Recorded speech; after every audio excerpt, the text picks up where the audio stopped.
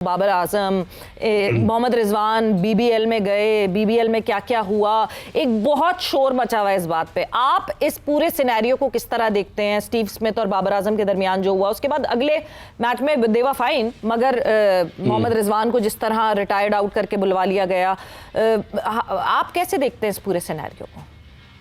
सवेरा, अगर हकीकत की निगाह से देखी जाए तो ये बीबीएल जो थी वो पाकिस्तान की क्रिकेटर्स के लिए डरावना ख्वाब साबित हुई। आप वो भूल गए कि जब शाहीन शाह अफरीदी ने 2 ओवर और 4 गेंदें की थी तो अंपायर ने उन्हें जो है बॉलिंग से रोक दिया था कि खतरनाक है बैट्समैनों के लिए। फिर उसके बाद जिस तरीके से रिजवान को रिटायर आउट किया गया, जिस तरीके से बाबर आजम और स्टीव स्मिथ के दरमियान मामला हुआ, बाबर आजम उसके बाद वाले मैच में भी सिर्फ 1 रन बनाकर आउट हुए।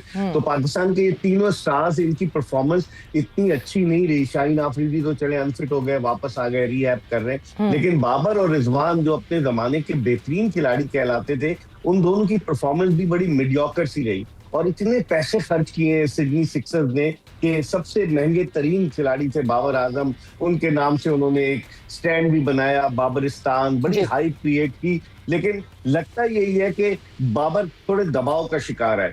अब क्या होता है, मेरे ख्याल में अगले साल तो वो फ्रेंचाइजीज सोचेंगी, क्योंकि बड़े नामों के साथ साथ आपको परफॉर्मेंस भी देना होगी, सिर्फ नाम काफी नहीं होता। तो मेरे ख्याल में अब इनके लिए आइंदा आने वाले दिनों में बीबीएल, जब अगली बीबीएल होगी तो उसमें देखते हैं पाकिस्तानी प्लेयर्स आते हैं या नहीं आते। लेकिन स्टीव स्मिथ और बाबर आजम का जो वाकया हुआ उसकी वजह से भी बड़ी सुक्की हुई, क्योंकि अगर स्टीव स्मिथ बाबर आजम को आखिरी गेंद से पहले कह देते कि आप डॉट बॉल खेलो, सिंगल मत लेना और मैं जो हूँ फिर चार्ज लूंगा, लेकिन उन्होंने ऑन साइड की तरफ खेला और सिंगल आराम से बन सकता था, तो वो ह्यूमिलेशन फील की बाबर आजम ने। आपको पता है कि वो फिर प्राइज डिस्ट्रीब्यूशन सेरेमनी में भी बाहर नहीं आए, खिलाड़ियों के साथ भी। तो बड़े मसाइल हैं, अब देखते हैं क्या होता है। लेकिन इस मामले को बहुत ज्यादा हाइप दी जा रही है, बहुत ज्यादा, इससे पाकिस्तान की जो है सुक्की हो रही है, बदनामी हो रही है। बिल्कुल, क्योंकि जो है अब वहां बीबीएल से खेलकर बाबर आजम वापस आएंगे और T20 स्क्वाड में स्लाइड इन कर जाएंगे पाकिस्तान के, तो फिर आप यही सोचते हैं कि एक इंटरनेशनल लीग जो कि बेसिकली एक डोमेस्टिक सेटअप होता है दूसरे बोर्ड्स का, वहां पे अगर इस तरह हुआ हो हमारे एक स्टार प्लेयर के साथ और उसके बाद फिर यहां आके वो हमारी नेशनल टीम का हिस्सा बन जाए, तो बहुत सारे अलग अलग सवालात उठते हैं। बट वक्त का मुकाबला सख्त। I want to know your point of view. Pakistan cricket board को इस पूरे सिनेरियो में इस वक्त क्या करना चाहिए, जब Bangladesh cricket board is on the verge कि इधर they say yes to play in India, या फिर शायद उनको उनके बदले जो है वो दूसरी टीम वर्ल्ड कप का जो है हिस्सा बनेगी? पाकिस्तान क्रिकेट बोर्ड को इस वक्त क्या करना चाहिए इकबाल साहब? देखिए, सबसे पहले तो सवेरा के 21 जनवरी डेडलाइन दी है आईसीसी ने कि आप जो है डिसाइड कर ले कि whether you want to play T20 world cup और नॉट। हम नहीं आपकी बात मान रहे। फिर उन्होंने जिस तरह का रवैया, गौरव सक्सेना को उन्होंने वीजा इशू नहीं किया, फिर एनडीओ गए, वहां पर उन्होंने बातचीत की, तो उस लिहाज से बजाहिर यही लग रहा है कि बांग्लादेश जो है, क्योंकि उसकी हुकूमत ने कहा है वो नहीं जाएगा वहां के लिए। अब पाकिस्तान क्रिकेट बोर्ड ने 2-3 कार्ड खेले। पहले कहा कि जी बांग्लादेश के मैचेस जो है वो पाकिस्तान कराने के लिए तैयार है। How is it possible? क्योंकि मेजबान तो 2 ही है ना, श्रीलंका और इंडिया, कैसे वो करा सकते हैं बाहर?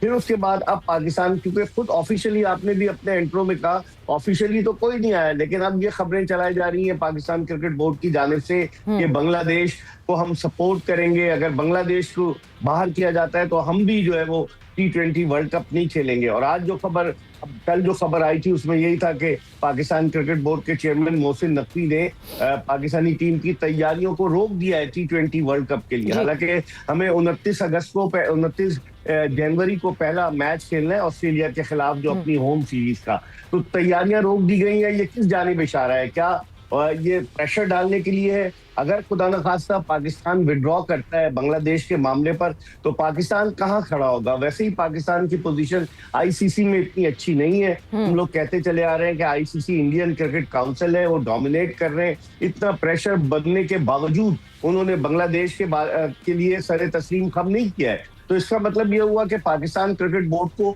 सोच समझ कर कदम उठाना पड़ेगा सवेरा, वरना बड़ी मुश्किल हो सकती है पाकिस्तान क्रिकेट के लिए। बिल्कुल, क्योंकि देखिए इकबाल साहब, ये तो हमें पता है कि Pakistan cricket is important for the cricketing world. इस पूरे कॉन्टेस्ट में, इस पूरे कंपटीशन में सबसे ज्यादा रेवेन्यू जनरेटिंग पाकिस्तान और भारत जब आमने सामने आते हैं, that is the most revenue generating match. ये बात जो है वो ऑब्वियसली बांग्लादेश, वो स्टेक्स नहीं उनके पास हैं कि वो उस तरह सारे मामलात कर सकें जिस तरह पाकिस्तान क्रिकेट बोर्ड ने किया, अपनी चीजें मनवाई। बांग्लादेश क्रिकेट बोर्ड उस तरह चीजें नहीं मनवा सकती। मगर इस पूरे सिनेरियो में अगर हम उस दोस्ती की राह में बह गए तो आपको लगता है कि हम अपने आप को डेंट करेंगे? अरे बह गए तो हम बिल्कुल ही तब बह जाए कहीं, मुझे तो ये लग रहा है, डर लग रहा है, क्योंकि पाकिस्तान क्रिकेट की एक अपनी वैल्यू है सवेरा। पहले T20 वर्ल्ड कप के हम फाइनल में पहुंचे, हार गए, फिर दूसरा T20 वर्ल्ड कप हम जीते 2009 का, 2010 के सेमीफाइनल में पहुंचे, 2012 के सेमीफाइनल में पहुंचे, 2021 में सेमीफाइनल में पहुंचे, 22 के फाइनल में पहुंचे। तो हमारी टीम की एक अपनी वैल्यू है। अगर हम बांग्लादेश के पीछे जाकर ये कहेंगे कि हम बॉयकॉट कर रहे हैं, हम नहीं खेलेंगे, तो फिर इसके रिपरकशंस क्या होंगे? ये पाकिस्तान क्रिकेट बोर्ड को सोचना चाहिए। जो चेयरमैन साहब को बताते हैं लोग कि सर ये कर दें, ये कर दें, ये सोच समझ कर कदम उठाना होगा, वरना तो फिर पाकिस्तान के लिए बड़ी मुश्किल हो सकती है। लेकिन मुझे नहीं लग रहा, ये सिर्फ एक किस्म की धमकी है। मुझे नहीं लग रहा कि पाकिस्तान इस तरह से कोई इकदाम करेगा और बांग्लादेश के चक्कर में पाकिस्तान अपने आप को, आप देखिएगा, खराब नहीं करेगा। मुझे लग रहा है कि बाद में ये मामला हल हो सकता है। जो इकबाल साहब, आप बहुत सीनियर हैं, आप बहुत सालों से पाकिस्तान क्रिकेट को देख रहे हैं, बहुत सालों से आप टोटल क्रिकेटिंग फ्रेटर्निटी को देख रहे हैं। कोई एक अगर सलाह आपको इस वक्त मोहसिन नकवी साहब को देनी हो तो क्या देंगे इस पूरे सिनेरियो में? मुझे तो चौथाई सदी से ज्यादा हो गया क्रिकेट को कवर करते हुए, लेकिन मैं उनको यही मशवरा दूंगा कि आस-पास के लोग जो हीरो बनाने की कोशिश करते हैं कि सर ये कर दें, वो कर दें, उनको चाहिए कि अक्ल का इस्तेमाल करें, क्योंकि इंसान की अक्ल ही काम आती है और हमारी टीम की वैल्यू है। लोगों के मशवरे पर ना जाए। मैं तो यही कहूंगा, नकवी साहब को, उन्होंने बड़े अच्छे इकदाम भी किए हैं, बाज़ जगह उन पर तनकीद भी हुई है, लेकिन इस मामले पर उन्हें बहुत फूक कर सोच समझ कर कदम रखना होगा। बिल्कुल, क्योंकि अगर हम 1-1.5 साल पीछे चले जाएं तो हमें इस बात को बिल्कुल समझना होगा कि जिस वक्त हम अपनी जंग लड़ रहे थे उस वक्त कोई नहीं खड़ा था हमारे साथ। वो तो पॉलिटिकल डिफरेंस हुए तो उसके बाद से फिर ऑब्वियसली बांग्लादेश का जो टिल्ट था वो हमारी तरफ हो गया, मगर उसके अलावा कोई हमारे साथ नहीं खड़ा था। इकबाल साहब, स्क्वाड, पाकिस्तान का squad for the world cup, बड़ी खामोशी से आईसीसी को तो स्लाइड इन करके दे दिया गया है वो स्क्वाड, मगर बाहर उस तरह नहीं आया है। लोगों की कुछ कंफ्यूजन्स है कि क्या होगा क्या नहीं। आपको क्या लगता है, what would be the final squad for Pakistan? ये हमारी बदकिस्मती है। आपने मुनीर नियाजी के शेर का वो मिसरा नहीं सुना कि हमेशा देर कर देता हूं मैं? पाकिस्तानी टीम का ऐलान हमेशा ताखीर से होता है। दीगर ममालिक ने अपनी टीमों का ऐलान कर दिया है। मुझे लग रहा है अनऑफिशियली वो कुछ इर्द गिर्द के जो लोग हैं, जो शाह से ज्यादा शाह के वफादार बनने की कोशिश करते हैं, उन्होंने तो टीम का भी अनाउंस कर दिया और उन्होंने कहा पीसीबी के जराए कह रहे हैं। हाँ। लेकिन बज़ाहिर यही लग रहा है मुझे सवेरा के हारिस रऊफ क्या वो जगह बना पाएंगे? आकिब जावेद के दिल में उनके लिए बड़ा सॉफ्ट कॉर्नर है, क्योंकि हारिस रऊफ के कैरियर को बढ़ाने में, संवारने में आकिब जावेद का रोल था। लेकिन क्या नसीम शाह टीम में होंगे?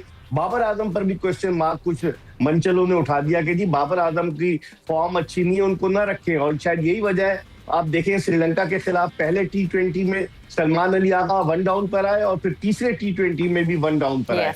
तो क्या सलमान अली आगा को माइक हसन तैयार कर रहे हैं? क्योंकि वो ऐसे बैट्समैन है कि वो नीचे तो जाके खेल ही नहीं सकते जिस तरह से वो स्ट्राइक रोटेट करते हैं। और 1 डाउन पर उनका रिकॉर्ड भी अच्छा है।